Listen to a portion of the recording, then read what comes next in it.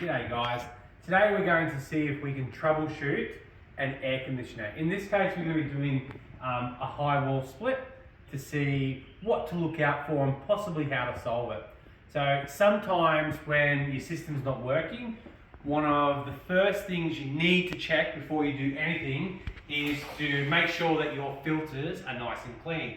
Sometimes they've not been cleaned a long time and they're a little bit blocked, so you just got to check that. So as we've gone through before, you open these up, check the filters. In this case, they're nice and clean. So we know it's not the filters. If you see dust there, take them outside, have a look at our other video and you'll see how to hose them off and whatnot. Okay, so in this case, we know that they're clean, so we know it's not a filter issue. Don't mind this, we're just simulating a fault with the communications wire out. So what you'll find on most brands of air conditioners is that when there is a fault, you'll find that these lights should blink.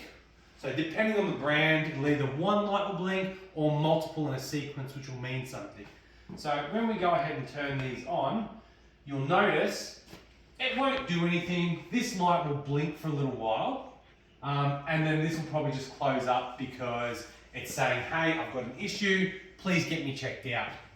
So what you guys can do to see if you can clear the fault, because sometimes you get what's called a false fault, where there's a micro power outage and it just needs resetting. So the best way to reset it is to come outside and have a look for this isolation switch, okay?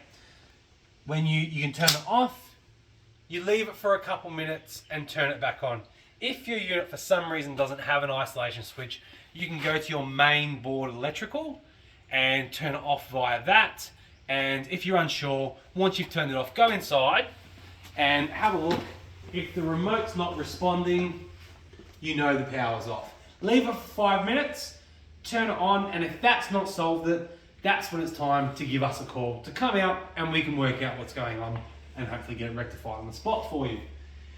If you feel that it might have something to do with the remote, somewhere on the air conditioner there is always a manual on-off button. So in this case it's outside underneath. Sometimes they hide it up in behind here, but somewhere there's always one, okay? They're the things that you can do to troubleshoot. If you go through those procedures and it's still not working, give us a call, we'll come out, we'll fix it, and she'll be up and running in no time, all right? Thank you.